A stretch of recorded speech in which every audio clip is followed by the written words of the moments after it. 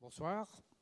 Avant de vous présenter les intervenants de la table ronde de ce soir, je vais passer la parole à Frédéric Maléfant, que vous connaissez, qui est donc notre hôte du soir chez Biotope, qui va vous parler effectivement de cette série organisée par Biotope et d'autres partenaires.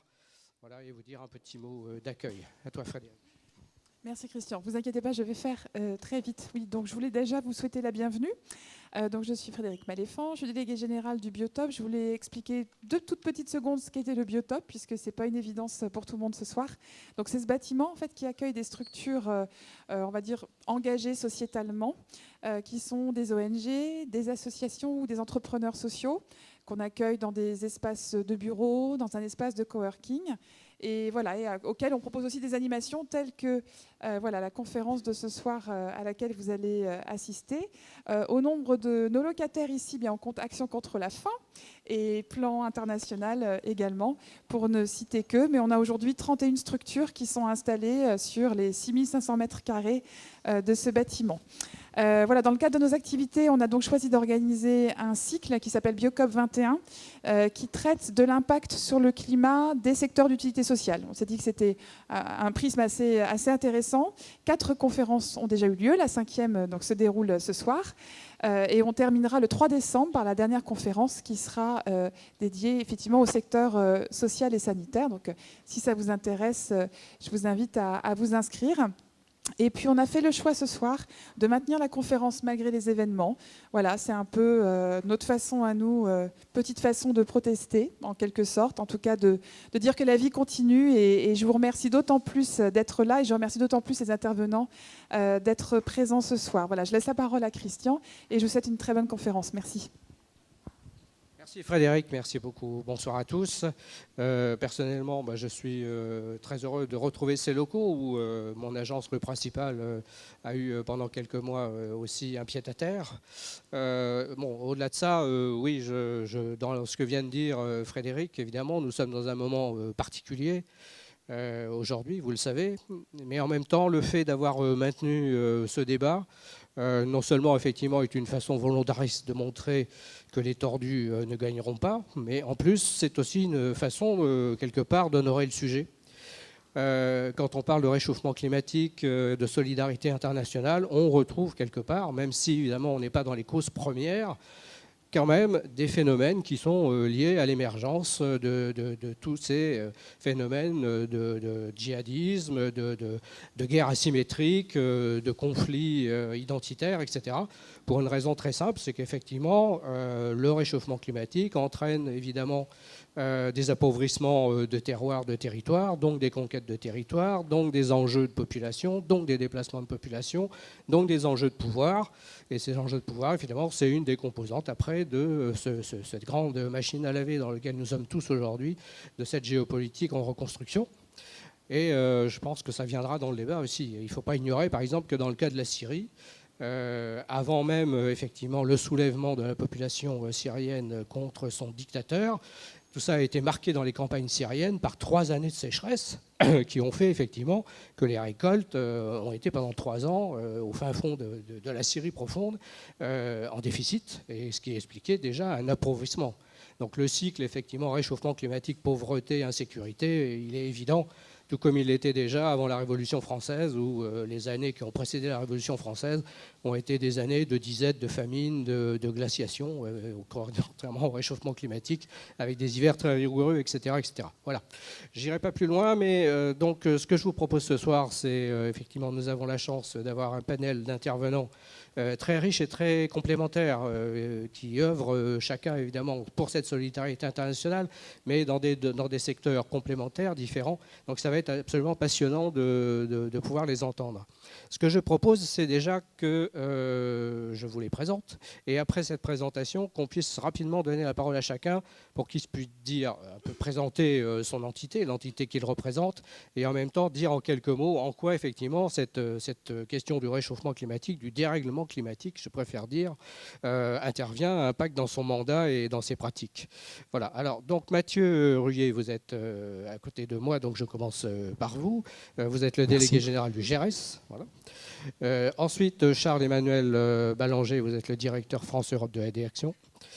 Vous êtes là-bas, à côté de Stéphanie. Stéphanie Riwal, donc vous êtes la présidente de Action contre la faim, voilà, qui occupe un certain nombre d'étages dans ce bâtiment. Florence Gibert, vous êtes donc la directrice des programmes de Resilience Now. Et Yvan Savy, donc vous êtes le directeur de Plan International France, qui occupe aussi quelques locaux dans ce bâtiment. Première question, donc répondez peut-être en quelques minutes. Alors pour certains, vous avez je crois, préparé aussi des slides qui nous permettront de mieux saisir votre discours. Le premier tour, c'est ça. Le premier tour, c'est votre structure et en quoi est-elle concernée par cette question de dérèglement climatique. On va commencer par vous, puisque vous avez le micro. Mathieu, on vous écoute. Bonsoir à tous. Donc, ma structure, en 2 mots, c'est ça. Le GRS, Groupe Énergie Renouvelable, Environnement et Solidarité. On est une ONG de solidarité internationale, développement local, qui existe depuis une 40aine d'années, spécialisée sur l'accès à l'énergie. Donc, renouvelable et ses liens avec l'environnement, les questions de solidarité, qu'elles soient locales ou qu'elles soient internationales. Et évidemment, le climat est arrivé très rapidement dans nos activités et résonne assez proche avec notre mandat. Le secteur énergétique est un des grands secteurs responsables des émissions de gaz à effet de serre. Donc c'est venu très vite pour nous, en tout cas aux alentours de l'année 2002. Et on a rapidement aussi développé des projets, ou je devrais dire plutôt développer au sein de nos projets de développement local un propos quand il avait lieu d'exister sur l'impact en termes de réduction d'émissions de gaz à effet de serre. Donc nous, on est rentré par le côté technique et par le côté atténuation des émissions. Et puis, de plus en plus, la question de l'adaptation au changement climatique rentre aussi dans nos projets d'une manière un peu différente. C'est un petit peu moins directement dans notre cœur de métier. Donc c'est une approche moins opportuniste, pour faire court, hein. Autant la partie atténuation des émissions était présente virtuellement dans la plupart de nos projets. Donc ce n'était pas très compliqué de développer ce contenu-là à l'intérieur de nos projets comme un co-bénéfice. Autant la partie atténuation est moins directement dans la plupart de nos projets, mais existe quand même dans un certain nombre de nos projets en développement local. C'est le propos que je développerai aussi tout à l'heure en présentant. On va voir ça illustré peut-être dans les projets dans une deuxième partie. Question technique, est-ce qu'on vous a remis un petit instrument magique là, qui permet de... Oui, voilà. Ouais. Voilà, Stéphanie a déjà mis la main sur l'objet précieux. Oui, très bien.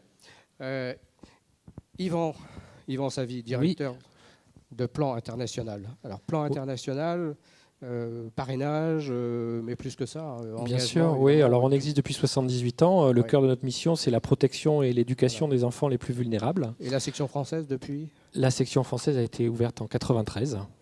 On a aidé des enfants juste après la Deuxième Guerre mondiale, mais c'était une autre époque.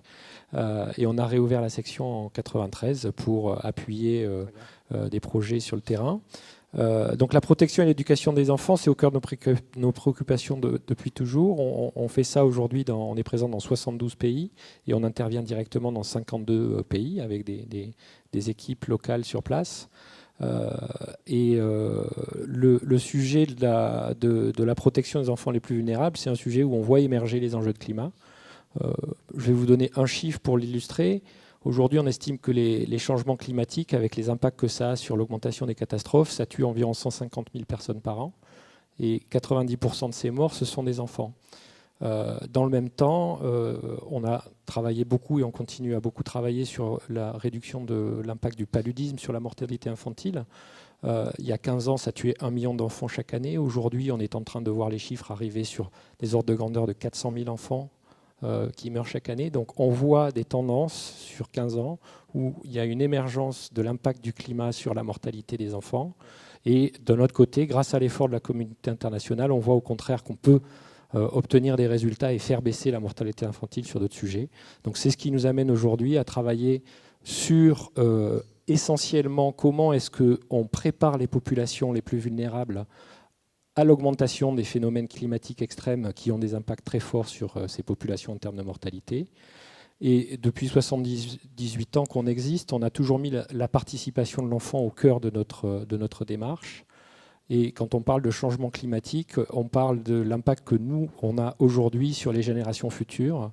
Il nous paraît essentiel que les enfants aient leur mot à dire et les jeunes pour essayer de changer la donne et faire en sorte que leur avenir à eux soit assuré. Et c'est pour ça aussi qu'on est très présent sur ce sujet. Alors vous avez raison de placer l'enfant évidemment au cœur des préoccupations, puisqu'on sait que déjà c'est la population humaine qui est la plus importante, c'est celle qui subit la mortalité la plus forte. En même temps, vous avez raison de souligner que les efforts qui ont été, notamment ceux liés aux objectifs du millénaire, qui ont été vraiment très forts dans les 2 dernières décennies, ont amené à ce qu'on a pu contenir certaines parties de cette mortalité infantile. Mais en même temps, Stéphanie Ruel va nous le dire, je pense, dans un instant, le réchauffement climatique risque de tout faire repartir, et notamment sur la question de l'impact sur la malnutrition. Si on me met mes petits supports. Ou pas. Alors, Action contre la faim, en attendant, donc, c'est une association qui a plus de... Je fais quoi? Ah. Voilà. Qui a plus de 35 ans, qui est une ONG d'origine française, mais qui aujourd'hui agit au sein d'un réseau international avec 5 sièges dans le nord, hein, aux États-Unis, à Londres, à Madrid, au Canada et en France. On intervient dans 47 pays. Au départ, on a agi sur des urgences, puis ensuite on s'est attaqué aux causes structurelles de la faim, puis on est redevenu beaucoup plus une ONG d'urgence. Et aujourd'hui, on a pour ambition d'être sur les urgences et sur les causes structurelles de la faim. Pourquoi? Parce qu'il y a encore 800 millions de personnes à peu près qui souffrent de la faim aujourd'hui. Alors c'est un chiffre en baisse, mais on va vous démontrer que les changements climatiques, bien évidemment, mettent en péril leur sécurité alimentaire. Déjà, près de 90% des catastrophes naturelles sont imputables au changement climatique. Donc en gros, mis à part les tremblements de terre, tout le reste est lié au changement climatique, les inondations, les sécheresses, les typhons, les cyclones et toutes sortes de catastrophes naturelles de plus en plus grande ampleur qui impactent les populations les plus vulnérables.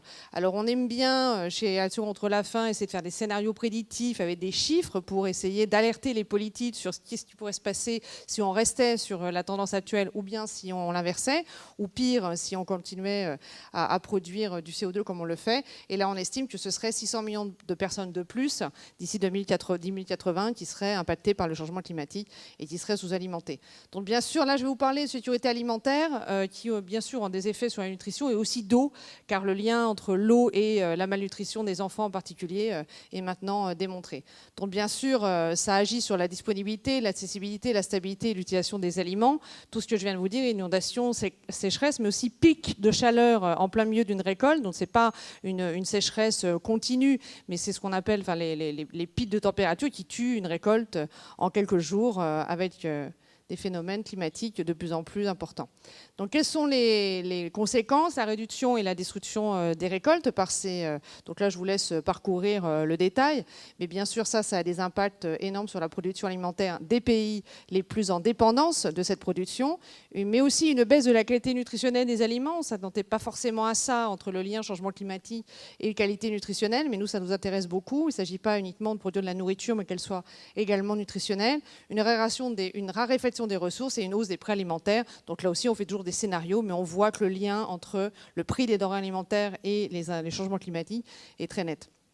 Un mot sur l'eau, puisque c'est l'une aussi de nos activités. Quand on parle de la faim, il faut parler de la santé, du traitement et de la prévention de la malnutrition, en particulier des enfants, mais aussi de la production alimentaire, la sécurité alimentaire, mais qui passe par l'élevage et l'agriculture, mais aussi l'eau et l'assainissement.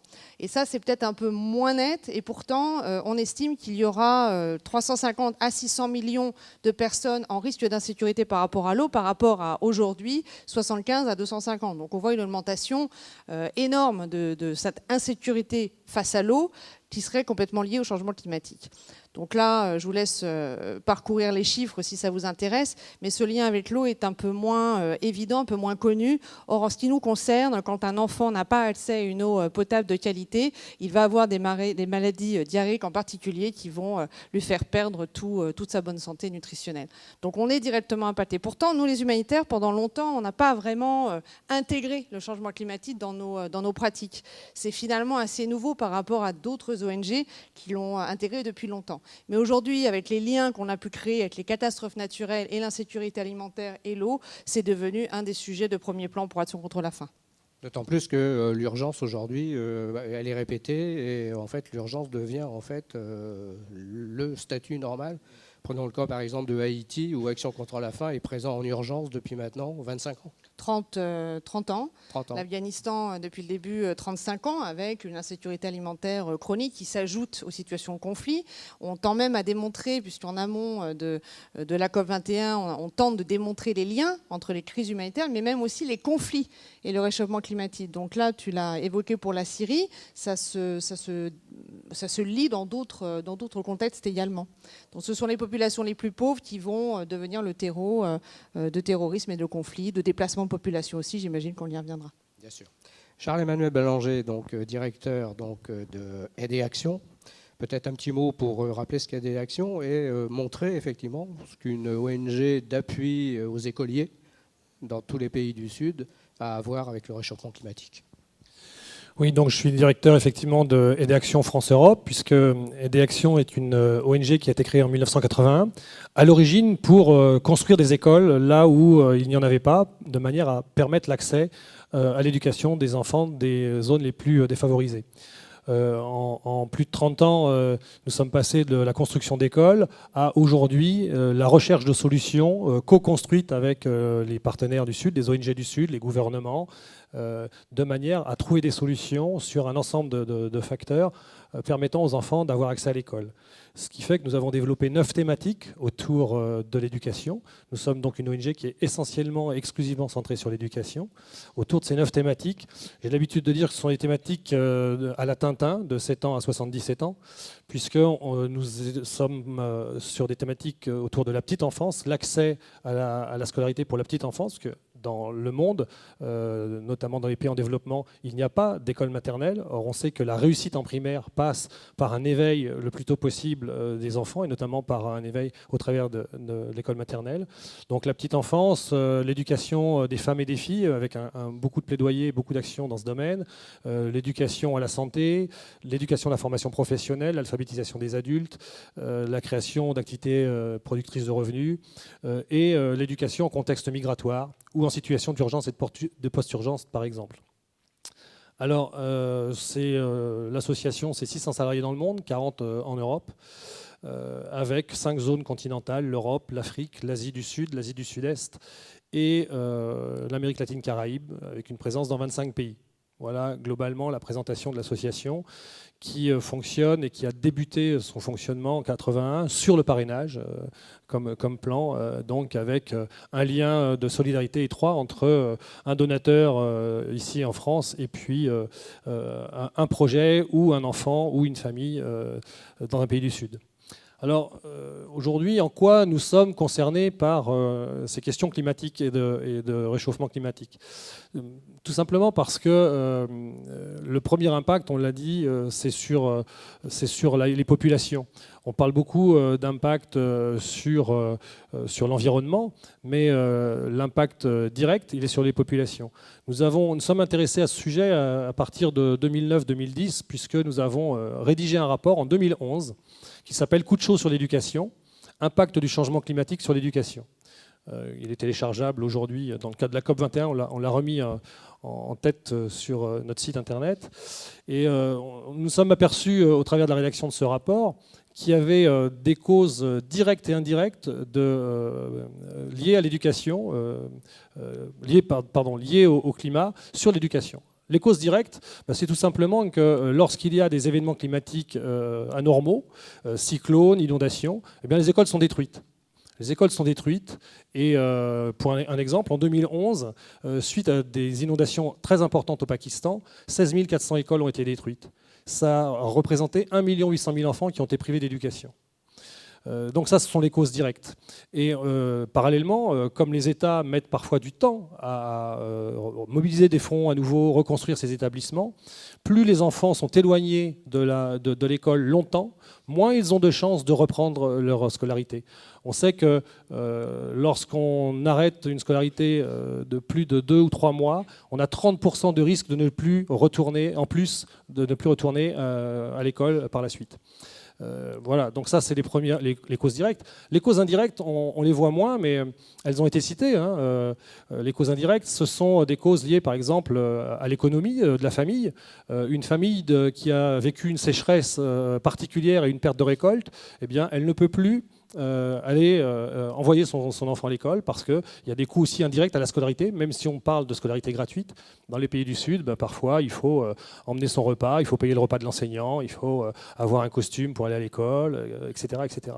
Donc, une des causes indirectes, c'est effectivement la chute des revenus des familles suite à un phénomène climatique de sécheresse ou d'inondation, de destruction des récoltes.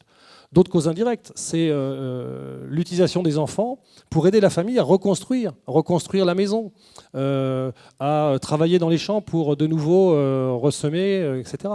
C'est un exemple en Indonésie. Les enfants qui ont été interrogés après un phénomène climatique exceptionnel, pour 25% d'entre eux disent on n'est pas retourné à l'école parce qu'il fallait qu'on aille chercher de l'eau. On parlait d'eau potable, d'accès à l'eau potable, etc. 21% disent on a arrêté l'école pour des raisons financières liées à la famille. Donc vous voyez que ces causes indirectes, elles sont nombreuses et variées. Je pourrais citer, elles ont été abordées par Stéphanie Rivoal, on pourrait citer l'immigration. On considère que dans le monde, à partir de 2025, les études du GIEC disent qu'on aura à peu près 1 milliard à 1,8 milliard de personnes concernées par des problèmes de stress hydrique sur les pays du Sud. Et on estime, alors là les estimations, la fourchette est large, entre 25 millions à 700 millions de migrants possibles liés à un manque d'eau et une recherche de sécurité au niveau de l'eau. Donc vous voyez que toutes ces causes, et quand des parents migrent, on le voit parce que nous avons un sujet sur une étude sur cette question, quand les parents migrent, eh bien les enfants ils se déplacent avec eux et donc leur scolarité s'arrête. Et bien souvent, là, sur le lieu où ils arrivent, ils ont du mal à s'intégrer et ils aident les parents dans leur travail. Donc voilà, j'aurais de nombreux autres exemples, mais voilà, je pense que le panel, dans un deuxième temps, le panel a été suffisant. Voilà, et on vous renvoie déjà effectivement à coup de choses sur l'éducation, donc ce rapport qui détaille beaucoup de choses. Florence Gibert. Alors Florence Gibert, donc vous représentez Resilience Now, vous êtes la directrice des programmes, peut-être voilà, moins connue, mais vous avez une baseline en tout cas qui est explicite puisque vous dites solution durable pour population vulnérable. Tout est dit. Alors Resilience Now, comme son nom ne l'indique pas, est une ONG française qui est jeune, elle a été créée en 2012. Et ces travailleurs auraient tout à fait vocation à travailler depuis ici, Biotop, parce qu'en fait, nous sommes dématérialisés. Nous sommes un collectif de professionnels aux compétences diverses, qu'elles soient des expertises ou des compétences géographiques. Et en fait, on se réunit pour la réalisation de projets. Donc la configuration est différente selon le projet. On n'a pas de bureau permanent. Donc nous avons donc une mission qui est effectivement d'améliorer la résilience des populations qui vivent dans des environnements fragiles. Qu'est-ce que la résilience? C'est la capacité, en tant que société, il y a beaucoup de définitions, mais enfin c'est celle qu'on retient pour travailler, la capacité d'une communauté à maintenir son fonctionnement et sa qualité de vie face à une crise. Alors on travaille énormément en contexte d'événements climatiques extrêmes. On a une particularité peut-être par rapport aux autres ONG de solidarité, c'est qu'on a un mandat double à égalité, c'est-à-dire qu'on est reconnu comme ONG sociale, mais aussi comme ONG environnementale, c'est-à-dire qu'on a des financements de bailleurs de fonds environnementaux. La réflexion qui nous conduit, c'est de dire qu'en fait, environnement et résilience des populations sont absolument, complètement, incroyablement intriqués, imbriqués, inséparables. Donc, on conduit des projets qui, à la fois, améliorent les conditions de vie des populations ainsi que leur résilience, et préserve et restaure l'environnement. Et comment on fait ça? C'est ce que j'expliquerai tout à l'heure. Donc on fournit notre expertise comme consultant donc à des ONG, à des bailleurs de fonds, etc., sur les questions de résilience et sur les questions de durabilité. Qu'est-ce qu'un mode de vie durable pour des communautés qui vivent dans des environnements fragiles? Donc on fait ça. Et puis on travaille aussi auprès des populations pour le projet que je vous expliquerai tout à l'heure. Eh ben, comment on fait ça? Vous allez le dire tout de suite, parce que comme ça, vous ferez Donc, la je commence. liaison avec la partie 2 qui démarre maintenant avec vous. Alors, on travaille auprès des communautés pour les aider à... Vous avez, je crois, des images, non? Non. Non, ok, c'est bon.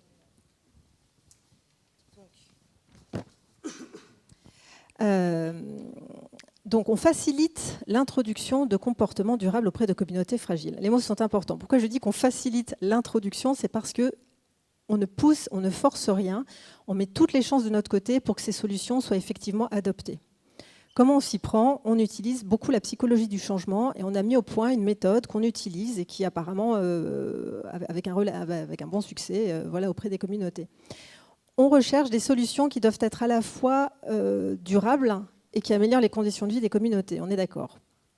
Pour trouver ces solutions et pour en faciliter l'introduction, on les veut aussi locales. Introduire des solutions qui ont déjà été développées localement, c'est pour nous la garantie qu'elles fonctionnent et qu'elles sont adaptées à la culture, au contexte, aux problématiques rencontrées. Donc en fait, on aime à se définir comme des passeurs de solutions et des personnes qui mettons en valeur ce qui se fait localement. Souvent, les innovateurs locaux, en fait, on le nez dans le guidon, ils inventent des trucs complètement géniaux qui ne sont pas du tout connus, des communautés voisines qui, elles, rencontrent des problèmes. Alors dans les domaines que je développerai tout à l'heure, agricole, énergétique ou d'activités génératrices de revenus. Et donc voilà. Comme il y a 2 points, je ne veux pas me mélanger, c'est le moment où on présente les projets, après il y a les moments où on présente la méthode. Faut pas, voilà. Donc très brièvement, pour vous présenter la méthode avec laquelle on travaille, qui apparemment fonctionne assez bien, avec les communautés, on leur propose une série d'activités au terme duquel elles vont effectuer elles-mêmes le diagnostic de leur vulnérabilité. On suggère absolument rien. Il suffit de les faire réfléchir, alors avec des jeux, des activités dont certaines sont extrêmement classiques, hein, la cartographie, le calendrier saisonnier, etc. On fait réfléchir, on suscite le dialogue pendant plusieurs jours. Et effectivement, les communautés en viennent à la conclusion que leur mode de vie n'est pas durable. Ensuite, on les emmène en voyage d'études pour leur faire découvrir des pratiques ou des techniques qui ont été développées par les innovateurs locaux dont je vous parlais à l'instant. Et psychologie du changement, un truc qui marche avec tout le monde en pays du Nord comme en pays du Sud, c'est fou comme on veut ce que le voisin a. Alors, les emmener voir. Et puis, alors, les bananes sont tellement plus grosses. Et puis, alors, on veut tellement chercher 2 fois moins de bois avec le cuiseur amélioré. Et puis, alors, on a tellement moins de problèmes d'érosion ou de manque de fertilité, etc., qu'on veut absolument la même chose. On rentre et ensuite, c'est à la communauté de décider de son plan d'action en décidant elle-même des critères. Finalement, parmi toutes ces solutions, quels critères on veut? Est-ce que c'est celle qui va rapporter le plus de bénéfices immédiats? Celle qui va nous rendre la plus résiliente face aux catastrophes naturelles, etc. Je ne m'étends pas. Au terme de cela, il y a un plan d'action. Ce plan d'action, nous le transformons en proposition de projet. On retourne voir un bailleur. Et à ce bailleur, on lui dit, écoutez, vous avez une communauté chaude bouillante qui va appliquer la solution. Nous avons une solution qui a été développée avec succès par des gens compétents, locaux, etc.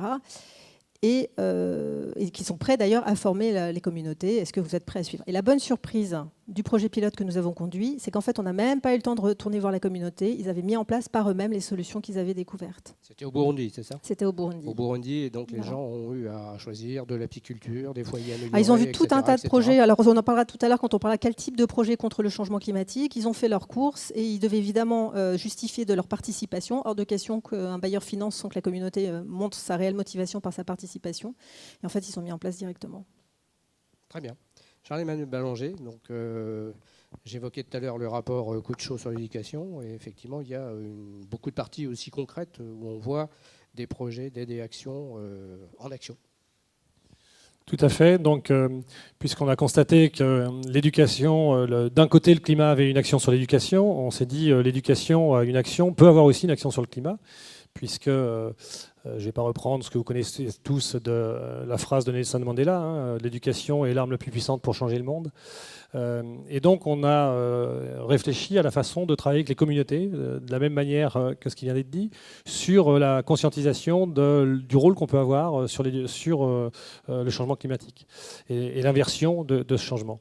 Alors, nous avons deux types d'actions, des actions qui sont directes. Je vais reprendre ce que je disais tout à l'heure avec les actions directes et indirectes du climat sur l'éducation. l'éducation. Là, à l'inverse, on a des actions directes et indirectes de l'éducation sur le climat.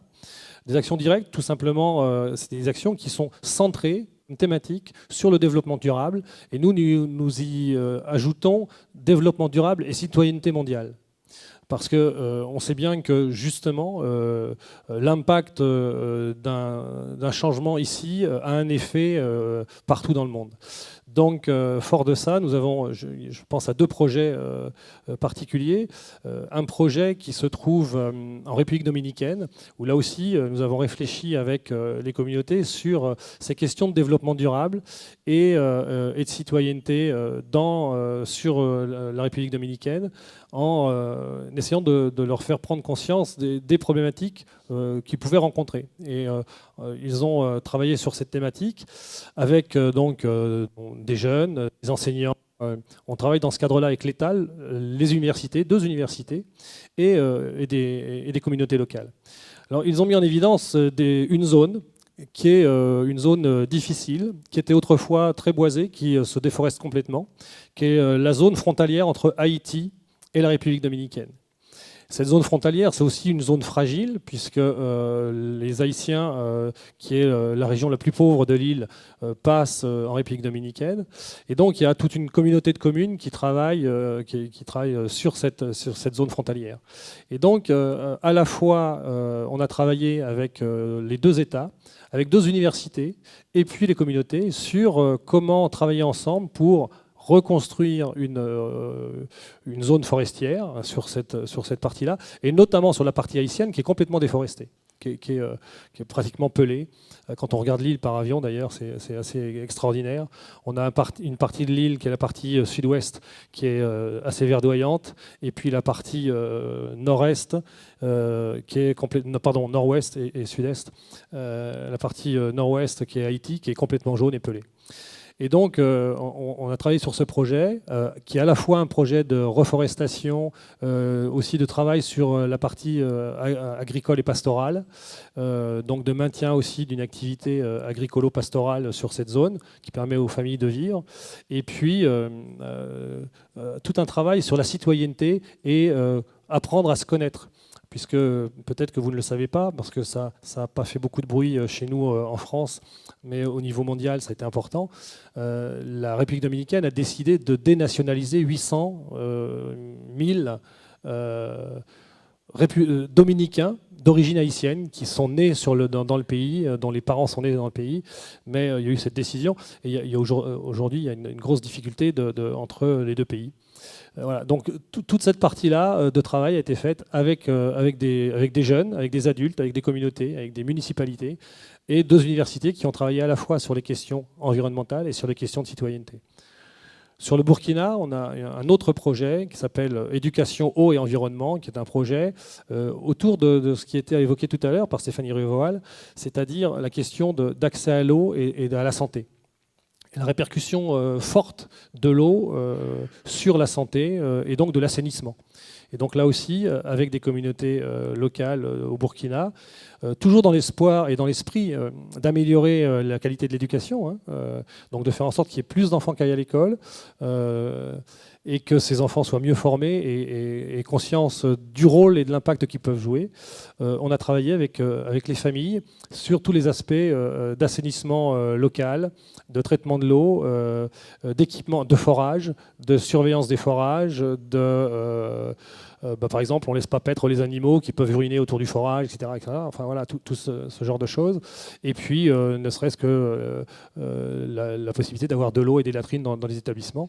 Et donc, tout ce travail a été fait avec les enseignants, c'est-à-dire qu'en parallèlement, avec l'État également, on a formé les enseignants à ces questions de respect de l'eau, de gestion de l'environnement, du traitement des déchets. Voilà.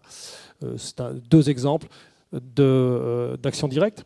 Je ne vais pas m'étendre pour laisser la parole aux autres sur des actions indirectes, mais nous avons d'autres exemples en Inde notamment, sur des actions indirectes, où là, au travers de formations professionnelles, au sein des formations professionnelles, nous travaillons sur des aspects de développement durable avec les enseignants, avec les entreprises qui sponsorisent et qui financent en Inde ces formations professionnelles, et de manière à ce qu'il y ait aussi une prise de conscience et que les jeunes eux-mêmes, ensuite, parce que là aussi sur ces formations professionnelles, il y a un aspect citoyenneté, ces jeunes ensuite, lorsqu'ils retournent formés dans leur région, dans leur village, apportent une vision nouvelle sur l'environnement et la gestion de l'environnement. Et on a créé, sur ces jeunes qui sortent de ces formations professionnelles, des cercles qu'on appelle, en Inde, c'est le Gossip Circle, hein, donc les cercles de commérage. Et ce sont des bons commérages. L'idée, c'est que les jeunes qui sont sortis de ces formations se retrouvent dans leur région, dans leur village, pour discuter de problématiques ensemble. Qu'est-ce qu'on pourrait faire qui améliorerait notre vie ? Et un exemple, dans une communauté villageoise, les jeunes ont trouvé à résoudre un problème que personne n'avait réussi à résoudre, qui était l'alimentation en eau du village pendant les périodes de sécheresse. Voilà. Bon, voilà un exemple parmi d'autres. Ben voilà au moins des commérages qui serviront à quelque chose. Alors, de l'Inde, on va passer à la Corne de l'Afrique, je crois, l'Éthiopie, avec je vais vous emmener Stéphanie en qui va parler Éthiopie d'Éthiopie. en images et en cartes, si c'est possible. Ça vous permettra de mieux connaître l'Éthiopie à la fin de cette petite intervention. Si elle arrive. Moi, je dois faire quelque chose. Ah, voilà. Non, ouais, voilà.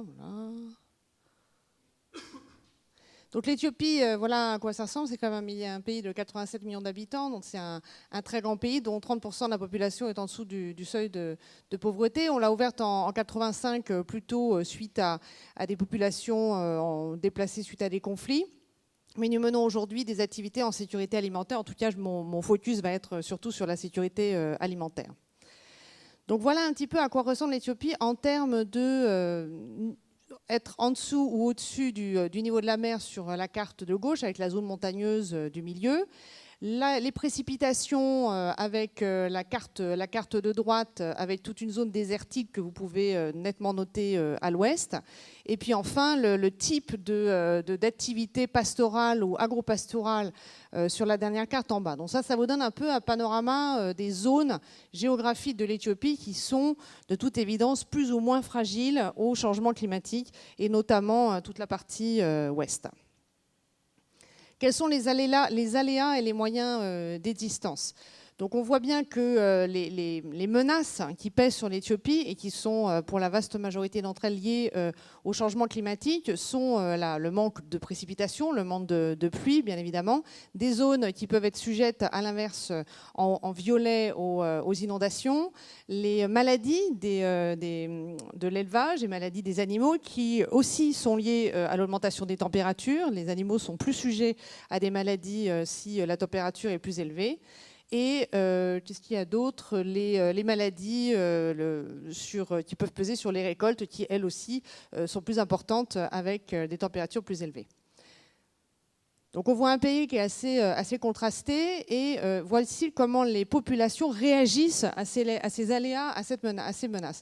Donc elles peuvent commencer, on le voit sur les périodes bleues, à travailler en plus de ce qu'elles font déjà en matière de production agricole, donc ou bien en migrant pour aller obtenir des revenus ailleurs, ou bien en travaillant en localement. Il y a aussi toute une tendance à vendre, à décapitaliser, à vendre ces actifs, et notamment à vendre les animaux dont elles vivent dans tout l'ouest du pays. Donc ça, c'était pour vous dresser un petit peu les menaces qui pèsent sur l'Éthiopie et sa géographie toute particulière. Donc qu'est-ce que nous faisons, nous, de notre côté, pour aider ces populations ? Alors c'est vrai qu'en lien à ce qui est dit avant, on ne peut pas travailler pour les populations sans travailler avec elles. Et on essaye de les préparer au risque, puisque malgré tous les efforts, et je les espère nombreux, de la COP21, les aléas climatiques aujourd'hui sont présents et ne vont pas changer avant des années, voire des dizaines d'années. Donc il faut les préparer à ces diverses catastrophes, il faut le faire avec elles. Ah, non. Bon. Ah bon. C'est dommage parce que je voulais vous montrer les activités qu'on menait véritablement sur le terrain. Donc ça va être des activités effectivement de résilience, comment faire que ces populations se préparent aux événements qui vont être leurs menaces. Donc ça va être des appuis par exemple aux activités agricoles, avec des appuis en intrants, aux pratiques qui sont moins consommatrices en eau pour éviter le manque d'eau vis-à-vis des sécheresses. Ça peut être aussi un appui aux pratiques. Donc nous on va faire la promotion de l'agroécologie, d'utiliser effectivement des plantes locales qui vont mieux résister aux sécheresses ou aux inondations, inversement, ou avec les épisodes de sécheresse et d'inondation en alternance. Et puis sans doute d'autres activités que j'aurais bien aimé vous montrer en images. Mais ce qu'on fait avec ces populations, c'est vraiment de la résilience, de la gestion des risques et des capacités d'adaptation, beaucoup plus finalement que des activités d'atténuation qui sont réservées aux pays qui produisent le plus de CO2. Ce que je voulais dire tout à l'heure, et je voudrais insister là-dessus, c'est que les populations les plus vulnérables, et c'est notamment le cas en Éthiopie, celles qui vont subir de plein fouet les effets désastreux du changement climatique, sont celles qui produisent le moins, qui sont à l'origine le moins de ce changement climatique. Donc il y a ce qu'on appelle l'injustice climatique et qui va être, je l'espère, au cœur des négociations, notamment en termes de réparation financière aux dégâts causés par des pratiques qui sont finalement l'apanage des pays du Nord. Merci Stéphanie, on en parlera dans le troisième point, effectivement, lorsqu'on parlera de plaidoyer, d'appui, d'action, de qu'est-ce qu'on peut faire, effectivement. Yvan, à vous, Oui. plan, donc quelques projets de terrain. Oui, alors je vais vous parler des actions que l'on mène en particulier en Asie du Sud-Est, qui est une région qui voit les catastrophes naturelles se multiplier. Dans 4 pays, on travaille particulièrement qui sont surexposés à ces catastrophes avec le changement climatique. Le Népal, l'Indonésie, les Philippines, le Bangladesh. Notre travail consiste toujours dans ce souci de protéger les enfants et de les faire participer dans ces pays qui voient des dizaines et des dizaines de catastrophes se succéder chaque année, avec la saison des pluies en particulier. Ça consiste à assurer des écoles plus sûres pour les enfants, au travers d'un travail sur les infrastructures, les bâtiments qui puissent protéger les enfants, un travail également d'éducation au risque auprès des enfants. Et il y a un gros déficit vis-à-vis des enseignants pour leur donner les moyens de pouvoir enseigner à leurs élèves quels sont les principes de base qui permettent d'échapper à un accident grave en cas de catastrophe. Donc c'est un travail sur les curriculums pour que les enseignants puissent apprendre aux enfants comment se prémunir des catastrophes. Il y a également à ce niveau-là un travail qui est fait avec les gouvernements locaux ou nationaux sur l'adaptation des rythmes scolaires, puisque les catastrophes arrivent à certains moments de l'année qui sont connus et où ils se répètent, et il faut essayer d'adapter les périodes d'ouverture des classes autour de ces enjeux-là, parce que ça a été dit par Charles-Emmanuel tout à l'heure, l'interruption de l'école est jamais une bonne chose pour les enfants. Donc faire en sorte de caler les rythmes scolaires avec les rythmes des événements climatiques extrêmes, c'est une façon aussi de garantir l'éducation pour ces enfants. On travaille à l'implication évidemment des populations locales dans tous ces enjeux-là, la sensibilisation des familles. Les enfants sont des formidables vecteurs de changement et de sensibilisation. Donc si les enseignants peuvent leur passer les messages, ils vont les relayer ensuite vers leurs parents, qui vont pouvoir aussi avoir les bons réflexes en termes de sécurité. Et il y a tout un travail dont on n'a pas parlé, mais évidemment, ces catastrophes détruisent très régulièrement les habitats, les écoles, les bâtiments. Et donc, les enjeux, c'est de reconstruire plus sûr, mais aussi plus équitable, en ayant le souci de faire travailler les personnes localement, de sourcer des matériaux locaux, d'avoir moins d'impact sur l'environnement dans tout le travail de reconstruction. Ça, c'est des enjeux qui sont très très forts aujourd'hui. Et puis, il faut monitorer, évaluer et reconstruire aux endroits les plus sûrs. Donc là, il y a tout un accompagnement que l'on fait pour aider les gens à décider si une école a été détruite, où est-ce qu'on va pouvoir la reconstruire pour que le prochain cyclone ou la prochaine inondation ne refasse pas les mêmes dégâts. Voilà, donc ça, c'est un premier niveau d'intervention que l'on a. Il y a un phénomène dans ces pays que je citais qui est une accélération énorme de l'urbanisation et de la migration des zones rurales vers les zones urbaines. En zone urbaine, où on retrouve des gens souvent jeunes, souvent exclus, qui sont partis parce qu'ils voulaient aller tenter leur chance, On a des problèmes avec ces catastrophes naturelles, c'est que cette urbanisation est anarchique, donc on est dans des habitats précaires, insalubres, et qui sont les premiers touchés lorsqu'il y a des inondations, lorsqu'il y a des glissements de terrain, et qui sont très compliqués à accéder. Donc il y a des enjeux en termes de prévention des risques qui sont différents et sur lesquels il faut travailler différemment. Et le modèle d'ONG international est un peu challengé par ça, donc il faut vraiment essayer de développer des structures informelles au niveau local dans ces bidonvilles pour que les gens puissent réfléchir à comment ils vont réagir quand il va y avoir une inondation et qu'est-ce qui peut être fait au niveau local pour désengorger les quelques systèmes d'évacuation des eaux qui peuvent exister mais qui sont envahis par les ordures ménagères, ce genre d'actions qui doivent être prises en charge par les personnes pour qu'elles puissent à la fois prévenir et intervenir. Donc c'est le travail qu'on fait. Et alors face à ces enjeux de migration du rural vers l'urbain, nous il y a un point, donc là on est dans l'adaptation, hein, tout ce que je viens de vous décrire c'est comment on s'adapte à ces changements qui sont là et qui sont une réalité pour les populations depuis de nombreuses années déjà. Et puis pour nous cette migration massive dans des pays à majorité jeune, hein, 50% des personnes ont moins de 18 ans dans les pays que je vous ai cités, et c'est eux qui migrent pour aller chercher leur chance dans les villes. On pense que par rapport à tous ces enjeux de changement climatique, il y a des vraies opportunités à développer de l'emploi local dans les zones rurales. Ça passe par le développement de nouvelles filières, agriculture, sylviculture. Il y a des métiers dans la construction, puisqu'il y a souvent à construire malheureusement et reconstruire. Et donc notre rôle là est d'essayer d'identifier ces filières locales et de former des jeunes à obtenir un métier qui va éviter qu'ils migrent un jour. Et de ce point de vue-là, il y a quelque chose qui est assez intéressant à noter, c'est qu'il y a des savoirs ancestraux, des savoirs détenus par des minorités qu'il faut arriver à transmettre aux jeunes. Donc c'est des transmissions de savoir de personnes plus âgées à des jeunes pour redévelopper des solutions qui ont pu exister et qui ont été oubliées par un développement un peu qui s'est fait comme ça. Et donc, nous, c'est ce qu'on essaye de favoriser, la formation de jeunes et la création des green skills et les green jobs dans les zones rurales, parce que ça sera un facteur de diminution de l'urbanisation qui a un effet ensuite domino sur l'augmentation de la pollution et des phénomènes climatiques. Donc, voilà, en termes de prévention ou d'atténuation, on y croit beaucoup. Merci. Alors, Mathieu, avec vous, on va faire la transition du point sur l'opérationnel au plaidoyer. Déjà, dites-nous peut-être quelques projets que le GRS soutient dans les pays du Sud dans cette valorisation des énergies renouvelables. Et ensuite, j'ai repéré que dans la perspective de la COP21, donc le 5 décembre au Grand Palais, vous allez remettre donc un appel d'un collectif que vous pilotez, donc les ambassadeurs de la solidarité climatique. Tout à fait, donc je terminerai mon propos par ça, en transition sur la partie plaidoyer et puis actualité COP. Avant ça, je vais aussi tenter de vous faire un peu voyager en images. C'est toi qui as la zapette ?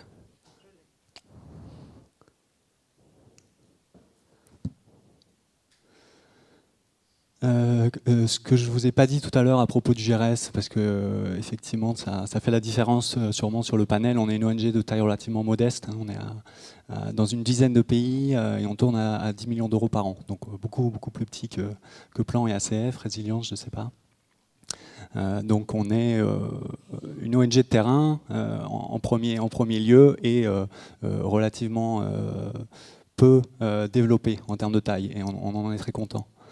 Je reviens en 2 minutes sur des mots qui ont déjà beaucoup circulé dans les présentations sur les impacts du changement climatique. Donc il y en a un certain nombre, c'est une liste parmi d'autres. Je me suis amusé à essayer de tracer les boucles d'influence, les feedbacks positifs, et en fait tous ces facteurs s'inter-influencent et s'inter-renforcent. Donc deux propos derrière ça. Le fait que, c'est une question complexe, la question des impacts, et que 2, en tout cas selon l'expérience du GRS sur le terrain, beaucoup de ces facteurs convergent sur les agriculteurs